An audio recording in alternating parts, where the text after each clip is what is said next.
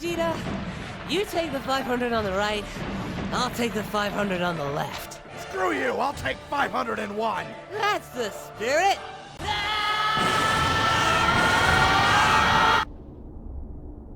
Guys, I seriously can't help myself at this point. I've confirmed to everyone, including myself, that I am a masochist. I just love the risk of getting absolutely blasted by everyone on the internet for a possible hot take that I may have. You guys need to stop me, please. This is a cry for help. I'm being forced to make these videos in some dude's basement and portray his hot takes as if they were mine. I really don't even watch anime. Please, just help me. I beg of you. JoJo's Bizarre Adventure, the series that tells us the stories of the JoJos and how they go on bizarre adventures. A pretty self-explanatory anime that many people will recognize as being one of the most memed, if not the most memed anime of all time, earning its reputation by being so wacky and over the top that literally anything in this universe is at this point considered a JoJo's reference. You see that snail over there minding its own business? Well, that's a reference to weather forecast. You say you refuse to do something, you're referencing Rohan, bud. Got in trouble and you're running away from the scene? You literally just referenced the secret weapon that has been passed down by the Joestar bloodline for generations.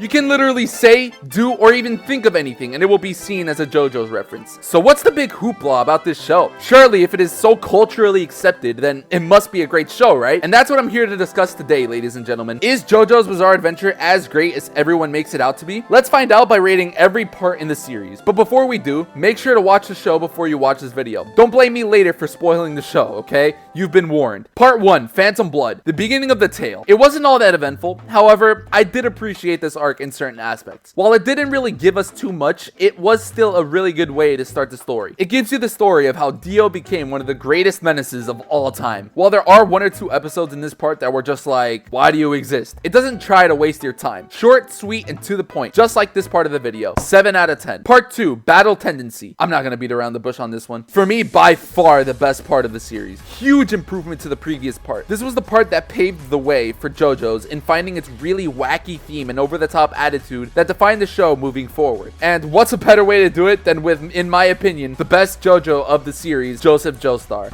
Nice! I couldn't get enough of this guy. He was just so much fun. Anything he did, anything he said always brought a smile to my face. Like, for God's sake, this man took the most reprimanded thing in any anime world, the most pathetic thing any anime protagonist could do, and made it cool! Like, come on! The story was great. The fights were super interesting. Caesar was really cool. The soundtrack was amazing. Everything was so well done that even the training episodes were amazing. Like, come on, My Hero Academia, take some notes. I really liked this part. It was the part that kept me the most intrigued and the part that really did hook me to the show as a whole. 9 out of 10. Part 3, Stardust Crusaders. Okay, now this one might fire up some people in the comments, but I'm gonna say it, okay? Here I go. JoJo's Part 3 is overrated.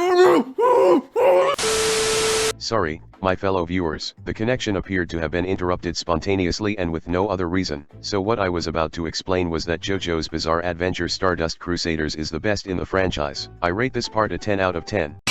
Get out of here, you imposter. Alright, where was I? JoJo's Part 3 is overrated, in my opinion. Which is kind of surprising to me, seeing that it has the longest storyline of the series. But bigger story doesn't always mean better story. The main problem that I found about JoJo's Part 3 was that this story was way too linear and repetitive. It was literally just rinse and repeat of the same thing over and over and over again every episode. It felt like I was watching Pokemon, goddammit. This repetitiveness throughout the show causes a huge portion of the part to just be straight up forgettable. Like, everything that happens between the first 5 and the last 5 episodes are just foggy to me. It wasn't until we finally got to Dio himself that this part finally started slapping, which was, again, the last 5 episodes. And it doesn't help that Jotaro was the living embodiment of what this part was for the majority of the run. Okay, seriously, I need you guys to give me an answer to this question down below, okay? Because I really don't get it. What's so great about Jotaro? I honestly don't get it. I find Jotaro to be a really boring protagonist. He's so boring to me that he doesn't even feel like the main character. Hell, Joseph feels more like the main character to me. But I see a lot of people who love Jotaro, and I just don't understand it. Like, am I missing something here? Like, I probably am. I don't know. Part 3 was just too boring for me. Luckily, though,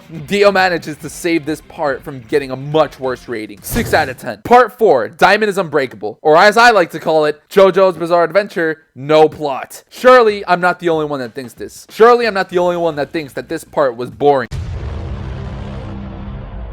Why? Why? Like, I genuinely don't understand. Literally nothing happens in the entire part until the last few episodes. Like, seriously, it's the same formula as Stardust Crusaders, but this time they took out the plot. Nothing meaningful happened in this part. The characters were so boring and uninteresting, or even straight up obnoxious. And I'm not even saying that it's all bad, right? I did like a few things like Josuke, Rohan, and Joseph's 3 or 4 episode cameo appearance, but it still just doesn't do it for me. Like, not even the Kira arc, which was a little better, convinced me that this part was worth an 8.5 on my anime list. It's the worst part in my opinion, and I don't care what anybody says. 5 out of 10, and I'm being generous while also keeping in mind the good things that I mentioned before. Ugh! Part 5, Golden Wind. Finally, I could relax because this part is actually good. Although these motherfuckers scared me shitless when they showed this grease stain being a focal point in the first episode. Like, seriously, I thought they were about to make this idiot an important character for this part. I'm so glad they didn't do that. Instead, they actually made decisions for this part that I thought were actually very interesting. Like, I found it really cool that the protagonist, Giorno Giovanna, is actually Dio's son, but was conceived with a Joestar body. Like, it's such a contradiction. Not only that, though, the story in this part, including mafias and corruption, was just really interesting. And the characters in this part were cool and interesting too. Like, even though Giorno isn't necessarily my favorite JoJo, I still had fun with him. Bruno Bucciarati was amazing. Like, this man was alive in a dead body. How does that make sense? I don't know, but I like it. And the way this part ends has to be up there with the coolest endings ever. Like, this man Giorno kept Diavolo in his stand where he is dying endlessly. This man is stuck in a never-ending cycle of death. Like, oh my god, what kind of sick shit is that? Again, I don't know, but I like it. 8 out of 10, baby. Part 6, Stone Ocean. Before we talk about this part, I just want to say this. Netflix, what the